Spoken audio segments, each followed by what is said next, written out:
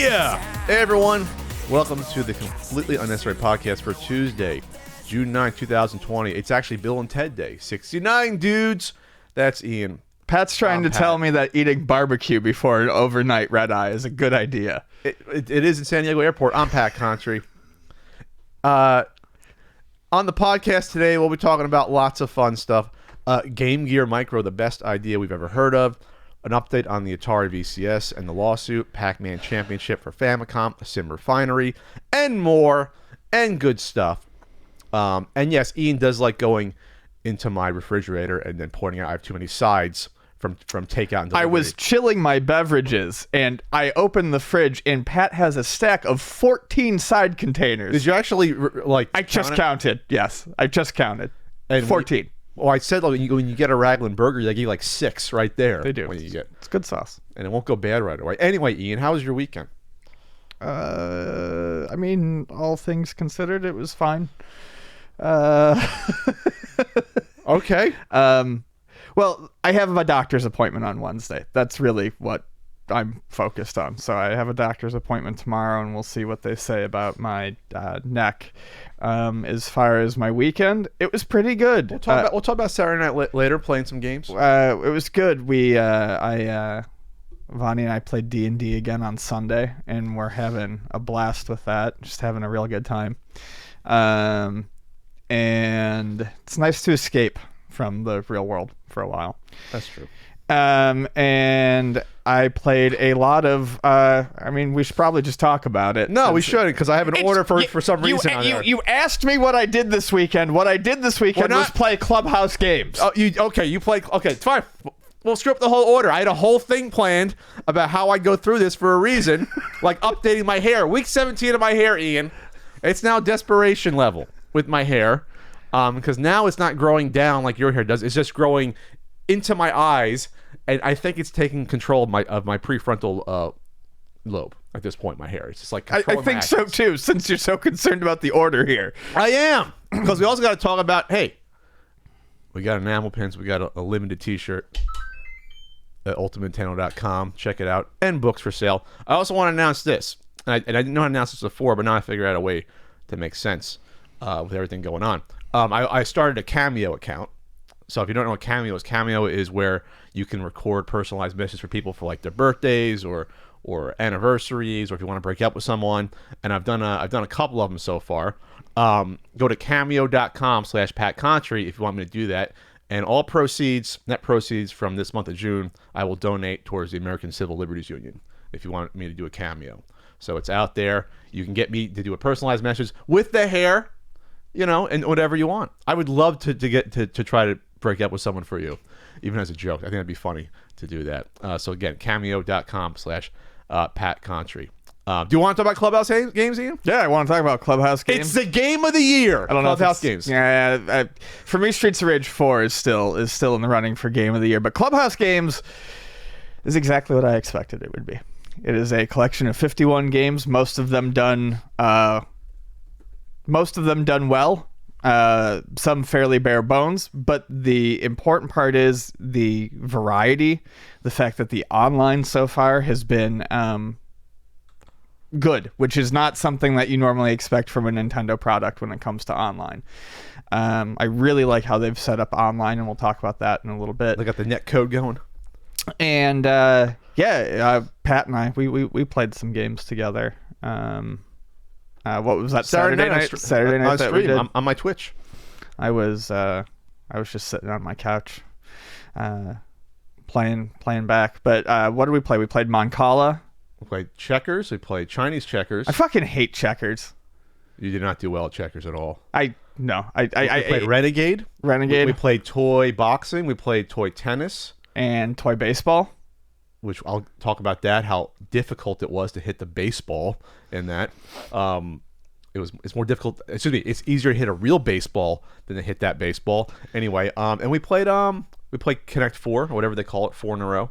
Yeah, I misfired a shot there. And is that why I won so easily? That's why I just started stacking them in the middle. Oh, okay. I was like, my finger, like, I don't like I the way I hold it when I'm doing the touch screen is I kind of hold it like that and I grip and my finger you use touchscreen for it. Okay. Yeah, and my finger like went around the top and dropped a piece. I was like, so I used the Pro Controller. So I actually went to Target and got my physical copy because Amazon wasn't mailing it out right away, even though I pre-ordered it a week ago.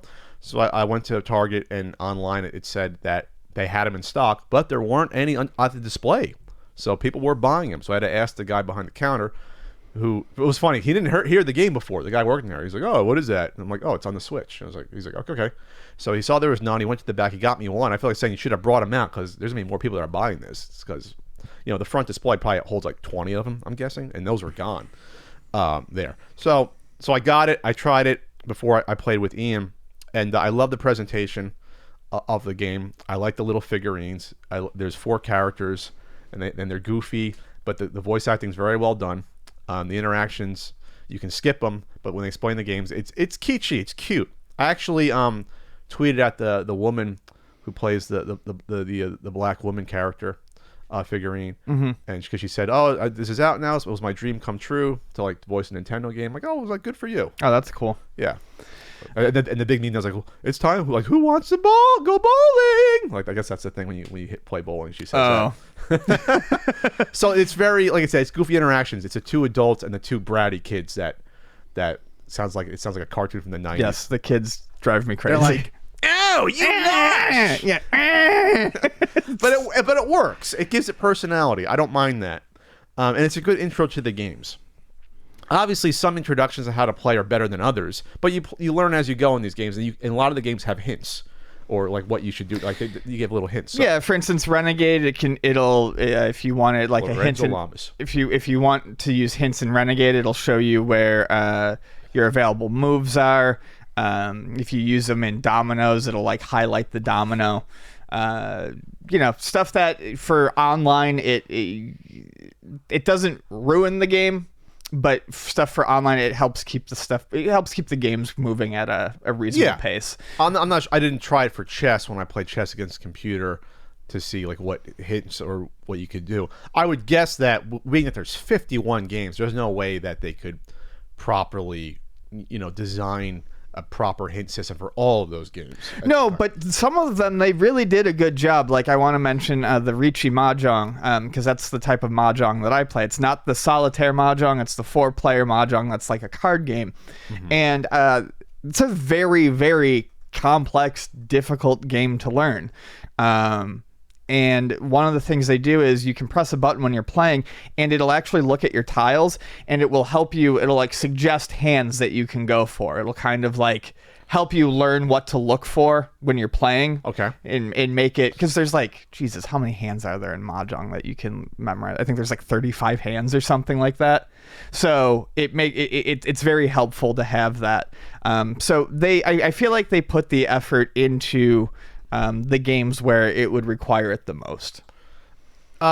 What I like about this game, and this is something you will not get on maybe a system where the games are $3 to $10 each, is that they belong in obviously the same universe, these games. Sure. They look like they are done by the same company, obviously, because they are the same developer. But the graphics and sound design are excellent. I mean the falling of the whatever they are, checkers and the Connect before the that clink. I noticed that too. Like, it sounds like they actually mic'd up a Connect 4 and they played it. They like folied it, maybe the sound. Yeah. The Mancala dropping the little seeds. Yep. Sounds like crisp. It's very, very pleasing to listen to. It sounds like you're playing a real game. Yep. I can't explain until you play some of them, but it's spot on with the sound of the pieces flipping in Reversi is like really satisfying too. Hearing all the tiles go as they flip. Oh yeah, that's right. Yeah, I mean these are things that you don't notice. The dominoes hit with a satisfying click. Oh, I didn't play the dominoes. It clicks nice. Yeah, like it's very well done. If you miss the sort of like clean, sterile. It's weird to miss it, but I guess. But if you miss like the Wii era like design from Nintendo, this is very much a return to like that Wii era design. The music sound, it may even be composed by the same person. I have no idea, but the music sounds like it would have fit on the Wii Shop channel. Yeah, it's very pleasant. Yeah, it's inviting. So I probably played half the games between playing myself and Ian. I played the Mastermind Logic game, was fun. That's just like that's just single player though. I don't think that's multiplayer, right? Or But you can play it multiplayer. Basically, you pick the code and you just hand it off to someone. oh, okay. Yeah. You just double up Yeah. there. So there is a lot of games on here that we spoke about before that you wouldn't have to include it on here in order to have a successful product, but they really said, okay, this is basically your new Wii Play in almost Wii Sports. So like the tank game is excellent for what it is, even though there's only 3 stages. It harkens back to obviously the Wii Play tank game. It's a little more complex, and it looks better obviously because you can do the shots forward, and also you can lob the shots. You lob the shot. And plus there's the team tanks, which we should have did team tanks. We didn't Can't do do that. team tanks online for some reason. You can't do that one online? No. Damn it. We'll get that. I think it's 41 out of the 51 games you can play online, or 40 out of 51. Yeah, the solitaire games obviously you can't play online, and then like I think there's a couple 4-player games that you can't. Anything where you have to team up, I don't think you can play online. I don't think you can play slot cars online. I don't believe. No, I don't think you can. Which is fine. I mean, it's such a quick experience anyway, and that's actually more fun than it looks. When you play slot cars, it's literally one button: accelerate and stop accelerating. Yep. And it works very well. And you have to feel for when you're going to be going too fast around a curve, or else you spin off. Sure. And what's interesting is they did the you can create your own up to 3 tablets, put them together, create your own race, which obviously I didn't try. I didn't try the shooting gallery. That's it's literally the Wii Play shooting gallery. I didn't try that. The toy games work very well. They feel good. The boxing felt right. We played the boxing real quick. They're quick games though. Baseball, I had problems with. Baseball, I played against Ian. I'm not saying Ian's a maestro at this, but I managed to hit the ball to play like twice, I think, in baseball. It's tough. The ball goes really, or the whatever pinball goes really too quickly in that, and it is hard. I played Norm before at Slugfest, in the Williams machine, and you do have to get used to the timing. But that wasn't like this. This was like you have less than a quarter of a second to react and to hit it. It's quick. I was hitting fouls no problem, but yeah, I mean getting a good hit was difficult. In 3 innings, I hit 2 triples. I think toy baseball is actually one of the most disappointing for me because I love that style of baseball game. I actually have a game on my Switch just called Desktop Baseball. Okay. That is essentially just that because I love playing that shit so much. I did fine versus computer. No, my beef with it is it's important to keep ball. It's important that being able to like strikes and balls are an important thing in that. Sure. And while it gives you all the options to throw, it gives you the options for a curve, a slider, a fastball, Curve, screwball, fastball, and a changeup. It didn't seem to matter. Like there was no the way that the strike zone and the ball and the way that was all set up. It didn't seem like it was ever really effective to try to go for a ball or something like that. It takes this. It basically no matter what I threw at you, it may have been confusing looking or it may have changed the speed up, but you could have hit any of those. Well, I thought I swung through a few. When you threw the slow ones, I waited for them and timed them, Sure. and it wasn't connecting. It seemed like it. Maybe it's off a teeny bit. It didn't seem like I connected when I should have a couple of times. But they can correct that in an update. That's not a big deal. They can. Sure. They've already come up with a couple of quick little updates. Have they? Yes. It's up to like 1.1 or 1.11 at this point. They've already done some corrections. That's the bad part about when you're doing 50 games. It's hard to pay attention to all of them to the same extent. Sure. It looks great though. The sound of the spring and everything, like that's all great. That's what I was going to say. The disappointments to me from what I saw was some of the AI, but I did not play through all of them. Like maybe you played the AI in I played Shogi. I did okay. Moncala, I did okay. Nines Men's Morris, I didn't like that game. I'll get into why later, but it's not for me. But when I did the baseball game versus computer, whenever they batted from I think it was the left side of the computer, if I threw it away like a screwball, they always swung at it and couldn't connect. They like backed up. The AI was off. They Sure. couldn't lay off of it, but they could hit it if they went forward. But they went back. So there's definitely some AI issues here. If you play multiplayer, you'll probably be better off. When I played the computer at chess, I think it was supposed to be beginner or normal. I tore through it like the computer wasn't even a remote challenge. It was bad. It was like a first grader playing someone. So meanwhile, if you play the computer in Renegade, normal may as well be impossible mode, and impossible mode may as well be normal. And Renegade's a fail to everyone. Yeah, I mentioned that in I did a little bit of a writing on it for the Patreon. But yeah, across and it's just because how you have to program, of course, AI for all these different games. But the AI is incredibly uneven across all the games. Sure. The difficulty as well. I'm trying to think of other ones. What is it? The 6-ball drop game. What is it called? I think it's literally called like 6-ball puzzle or something like that. That's a great game on its own. Like that seemed like that you wouldn't have to include it, but that was like I didn't play it, but it looked kind of like Mermaids of Atlantis or Bubble Bath Babes. Well, you drop 3, but the balls settle. They don't stick. They settle in. So the physics are pretty good. Because the first couple times, like, I'm gonna get this combo, but then the ball just slid slightly off. I was like, it screwed me up. And you can do combos. And I think if you try to set up certain patterns, you screw your enemy. Like at one point, I was playing the computer, and they just dropped like all this garbage on my side, and I was done. Very polished games. It's like how many of these games though are that deep? That's the only issue. But again, it's 51 games. They don't have to be deep.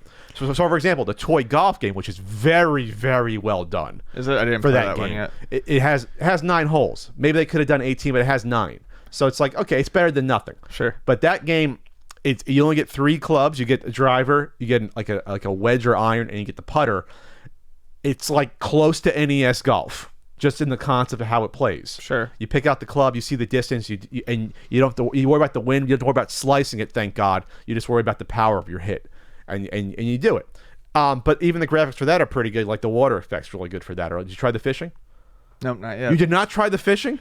Oh my God, Ian. I keep forgetting about it. Oh my God. There's too many games to play. What I do with Clubhouse Games now is I turn it on, I go to online, I pick Dominoes, Renegade, and Mancala, and I just wait for a game. Mancala is really fun. Really fun. I can't believe I didn't learn how to play Mancala until I got Clubhouse Games. I didn't know it was a game. And now it's like all I play on there. Mancala's really good. I was disappointed by Nine's Men's Morris or 9 Men's Morris, whatever. I was disappointed by the rules because I figured out how to play it by the second game. But then basically Nine's Men's Morris, if people out there, you get 9 marbles for each player. You have to do 3 in a row in a lateral, horizontal or vertical to get a point, a mill, and you take a marble from your opponent away.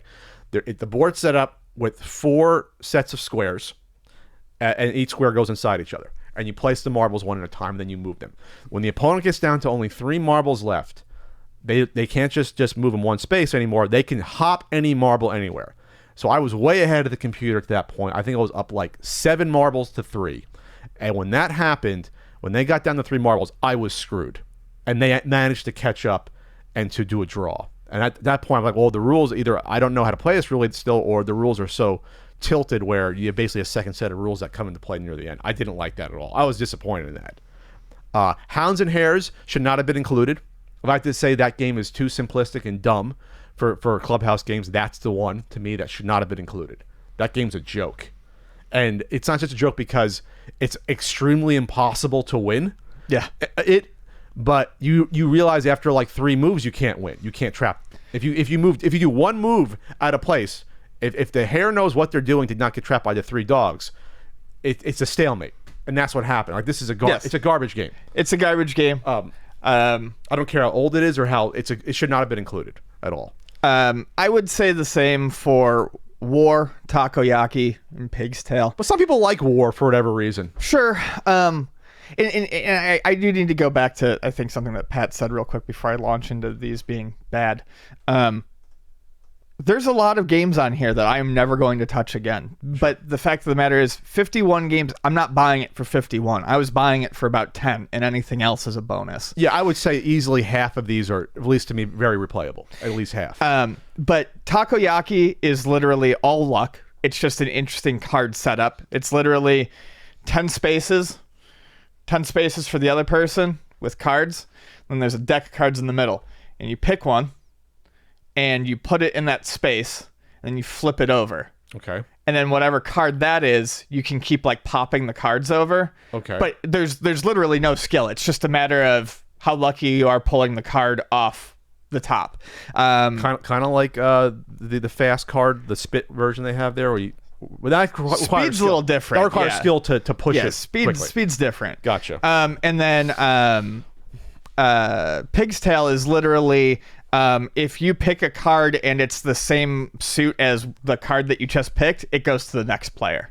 Or you put like they're very kind of like Uno a little bit. No, these are worse than Uno. Okay. These are just absolutely like dog shit games. I would say that the card game selection was a little questionable. I didn't try the solitaires. I mean, it's hard to screw up solitaire. It's hard to screw up solitaire.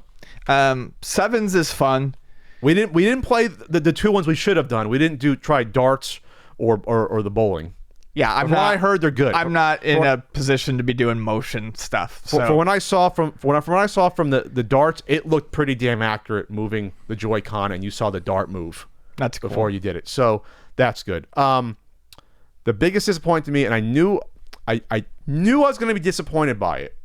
They had to include Hold'em, Texas Hold'em. They had to include a poker game. I wish they didn't now, because it's a Nintendo kiddie safe version of Hold'em. So the way the Hold'em works in this game, and I was flabbergasted how disappointed I was. Again, they can always update the rule sets or add more. That's a good thing about this. Nintendo, with the stuff they publish, they're going to have updates that are going to come out. Hell, they could add more games if they want to, or variations. The way the 51 looks on the title page looks like it's just waiting to change to like 52 or 54 or 59 or whatever. They made the art very easy to change if need be. I think they're going to do that, not just for that, but the fact that like when you play like chess, for example, there's a lot of games have easy, normal, hard, and impossible, advanced, or whatever. And impossible is like 4 or 5 modes.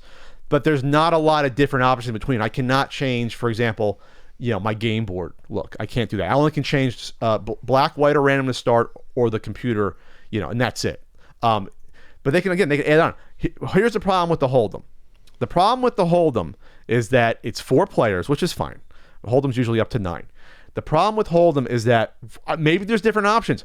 It's only 5 rounds. These they don't want you playing there for hours for whatever reason. It's 5 rounds. Whoever has the most chips win, and you all start at 100.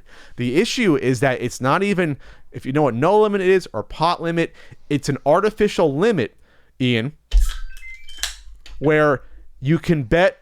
I think you can bet 5, but then you can raise, but you cannot raise more than that on each street. So the issue is this: you cannot bluff in this version. Because you cannot put your opponent at risk. Right. You can stay in every garbage hand you have. There's no reason to fold in this version of Hold'em. You can't really bluff people out. It pays to stay in. It's not Hold'em anymore. And I'm very disappointed at that. I understand why they did it, because Hold'em can be very intimidating if you play someone that's very aggressive. You can't be aggressive in this version at all. This is literally like a luck game now. This is almost like rolling the dice. This version of Texas Hold'em. It is. I won 1 hand. When I played, I won 1 hand because I hit an ace and 3 2 pair and won a lot of money because I kept staying in the pot when they shouldn't. And after that, I just basically folded the last few hands, and I had way more chips than the other 3 person. It was impossible to come back. So again, disappointed in that. But again, people aren't going to be buying this to play Hold'em. I think people, if they really want to play Hold'em, will get a pack of cards, and play it. But again, the good news is that they can probably add this on.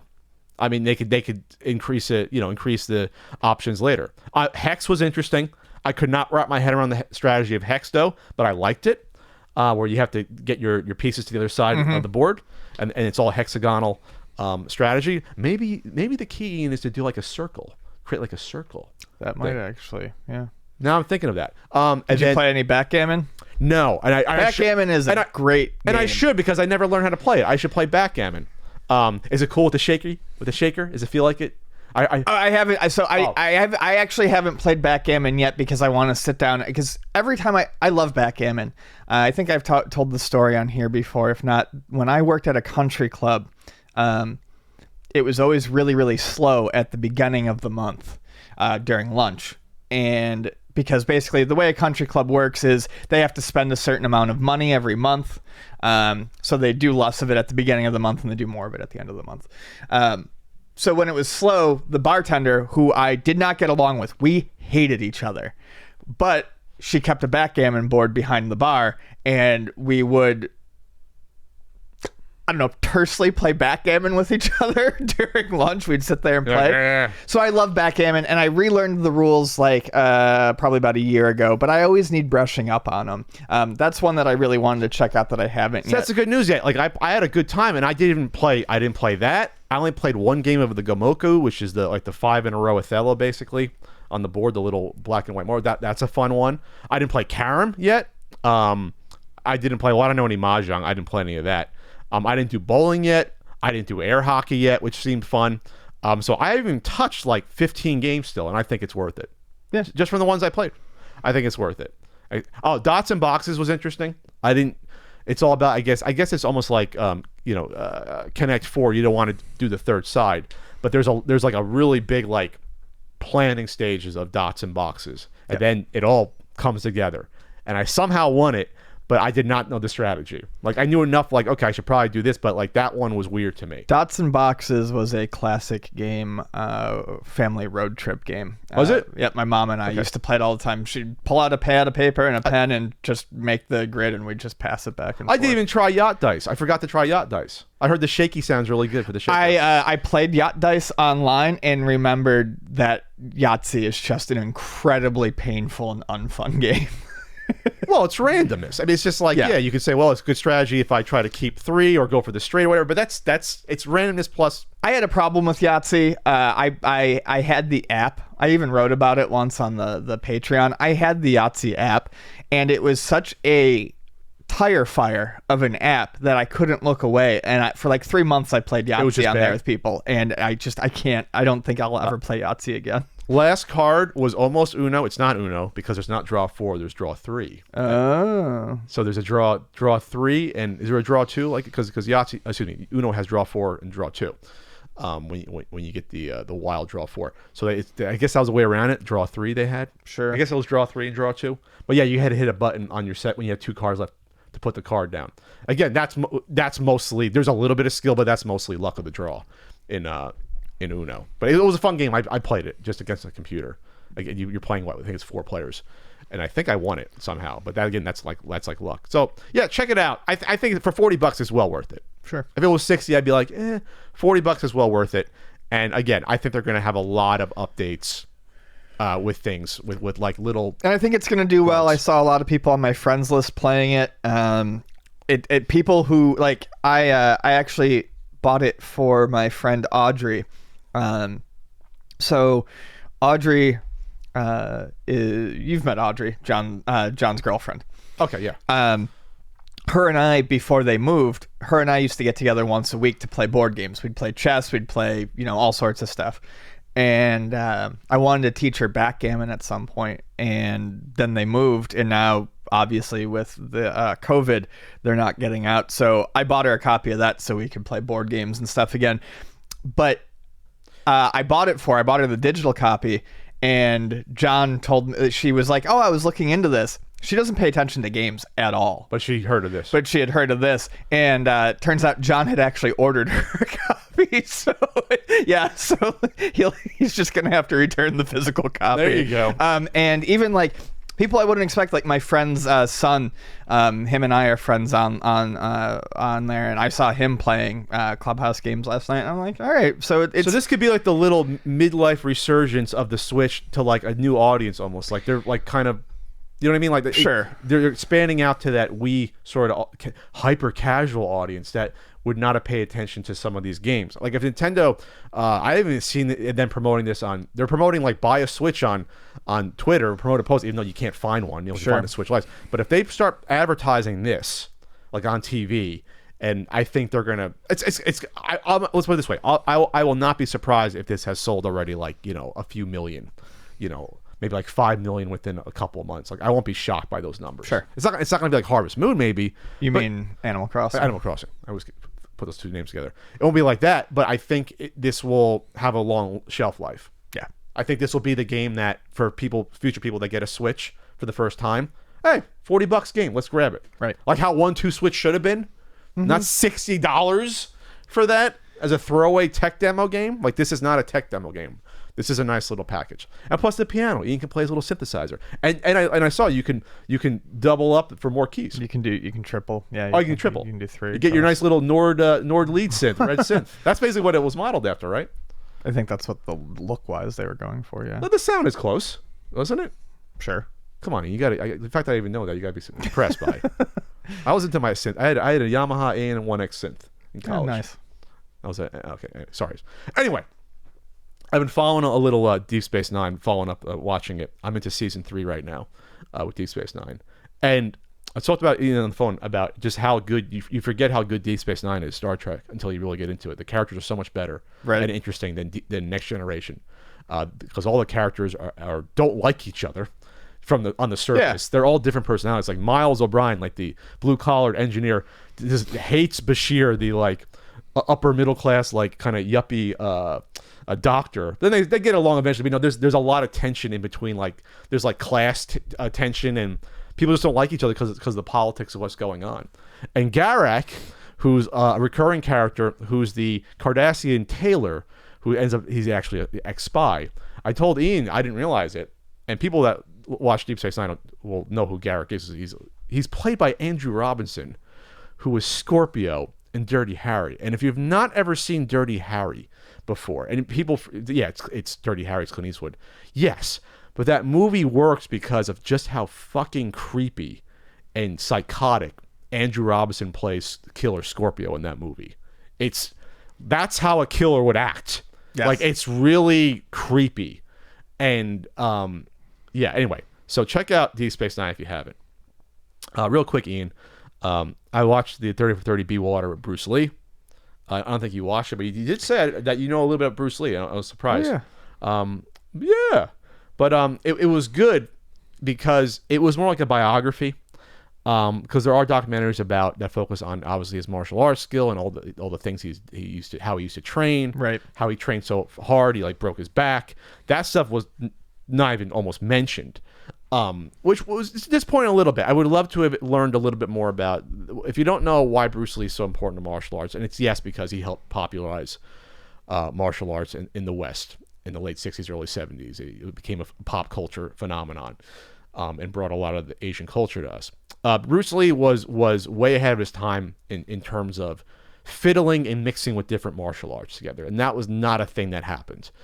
So he realized that things that he was trained in Wing Chun, Kung Fu, and realized that this is not the end-all be-all. There's other things I can learn from Western boxing, from judo and jiu-jitsu, and from even fencing techniques in terms of stance. So he combined all this stuff together. And that was looked down upon by the establishment of martial arts. He drew the ire of the Chinese traditionalists for teaching Westerners. Even though I talked to my friend Yoshi, they said that it happened. It was a little bit blown out of proportion with legend, but they were not pleased that he was teaching white Americans, and black Americans how to do some of the stuff when he came over here to California, and I think in Seattle too. So that stuff wasn't really focused on. It more focused on, discrimination in a larger picture about, starting with, Japanese occupation, and then it went into all discrimination in the U.S., how he bounced back and forth between, Hong Kong and the U.S., and when he wasn't accepted as a full Chinese person when he went back because he was here, and then he was never accepted in the U.S. He was discriminated against here. He never got roles here.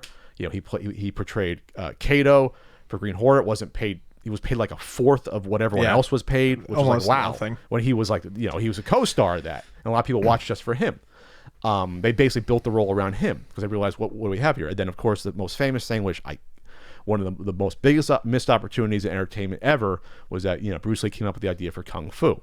And then they said, "Oh, we don't want you to play it. We were not interested." And they ended up doing it with fucking David Carradine. And I like David Carradine, but if it was Bruce Lee in that role, holy shit, that show would have been amazing. Yeah, Kung Fu. That would have been an amazing show. Frank loves that show. I said, imagine if that was Bruce Lee. He's like, yeah. It's like, yeah, it would have been. It would have been legendary. No one really talks about the original Kung Fu that much.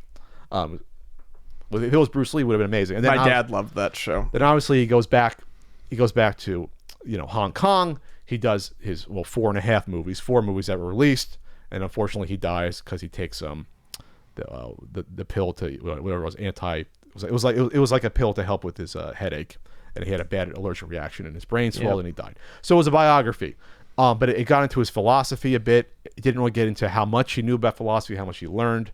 That would have been interesting, but no, it was 30 for 30s are great because ESPN, obviously Disney has the money to like go all out, and they had footage of stuff that I hadn't seen before in documentaries. Like I didn't know how much of a child actor Bruce Lee was. That I did not know. I thought he dabbled, but like he was in a lot of movies. I didn't know that. I knew he messed around a little bit, but I didn't know he was in a movie as a teenager where he basically plays like a ruffian, and then he was a child actor. That's when he was born here, San Francisco. Almost immediately went to China with his parents. His father was in show business, so got him into it. Then they came back here. He went back and forth like 3 times. It's a great documentary to check out. And they even had people, obviously Kareem Abdul-Jabbar, they re-interviewed, but they had a few of his early friends and students. That early, like, really? Yeah. So that's why I was like, wow, this is probably what you don't see in other documentaries. His Chinese girlfriend from when he was like late teens, early 20s. So it's like, it was interesting to hear from you wouldn't hear from these in a typical documentary about him, like the people that actually knew him personally. Obviously Linda Lee, his wife, and then Shannon, the daughter you had there. So it was interesting. Check it out. The only thing I would say about this documentary is that it was all B-roll and photos and footage. You never saw the people speak, so it was hard to keep track of who was speaking after a while, because it would show it on the screen, but it's like if they showed them in person, you'd have a better connection to the people that knew him. And even was like one of the producer people that helped him, I think, on Enter the Dragon or something in the 60s, who's now probably like in his 80s.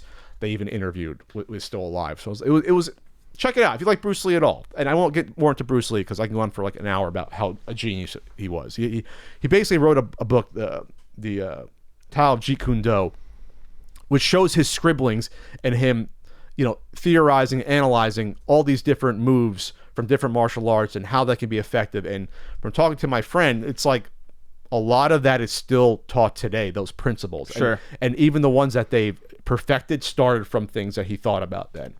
So anyway, and any thoughts about good old Bruce? No, I mean, nothing that you didn't really cover. I mean, I always enjoyed watching his movies growing up, and when I was a teenager, I read up on him, and basically the same stuff that you talked about, he had trouble fitting in everywhere. Yeah. And it didn't help sad story. And it didn't help that he married a white woman. Yeah. Like that and he was 1/4, I think, European. I think one of his grandparents was European. So that probably the other people didn't know, but he didn't have an easy life. It focused also a little bit on the fact that how he didn't have a personal life and how that affected him a little bit. So it's things you wouldn't typically hear about. Whenever you hear Bruce Lee, you hear of like this god. You don't think about like the man himself. Right. So it was interesting. GameStop, Ian.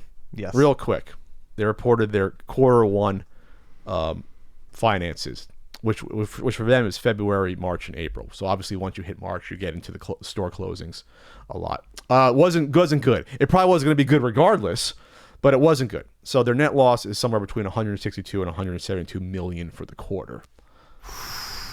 They closed 76% of international stores, all U.S. stores temporarily in response to COVID-19, and then the actual financials will be fully announced today. So we can probably look it up. We'll just say it's around 165 million. Wow. They were hurting before, but now it's like, well, they're not giving cash right now for stuff. Yeah, just all credit. It's credit. And I don't know I'm sure that if you were to ask them, they'd probably spin it somehow for COVID. But they don't have any money. They don't have any money to give. They're offering like 1 penny for Xbox 360s, but they're selling them for like $80. What is it? What does it 360 go for at your store? Right now, about 80. It depends on the model. So the price is fine, but they're just not giving it's money. They're just not giving anything for them. I guess credit would probably be something. Nope, and I think it was like a penny for credit too. What were they trying to say then? We don't want this stuff at all, or we're just going to take it? I don't know. They're definitely hurting though. Like it's not more than good. They would have been. Yes, they're in bad shape. Obviously, a lot of businesses are suffering, but for an organization like GameStop, you think that with how long they've been in business and with how they operate, that they could have sustained the stores being closed for even 2 months. And it wasn't even, I mean, 2 months for most locations, but that's it. Maybe a little over 2 months. Like, it's just amazing that it's like not just it's circling the drain, but now it's a quicker circle of the drain. That's basically what's happening here.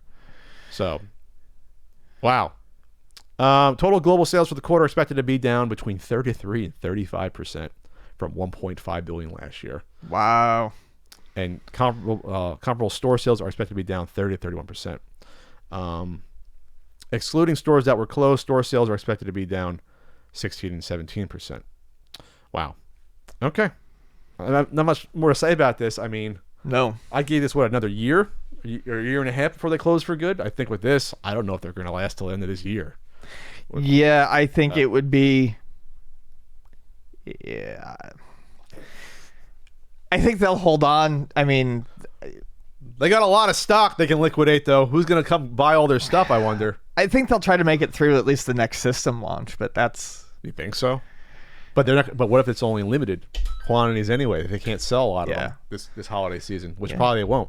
It's going to be a slow rollout for these next systems. I mean, it's going to... What they're going to see is that not even like... This is when they should typically start seeing a lot of business again, is when new systems roll out. And I think they're going to realize that that's just not going to happen anymore. And I think that'll probably be what puts them 6 feet under. You don't think those Amico pre-orders, the Galaxy Purple, is going to float them? No, I don't think that's going to float them. Oh, that's a shame. That's a shame.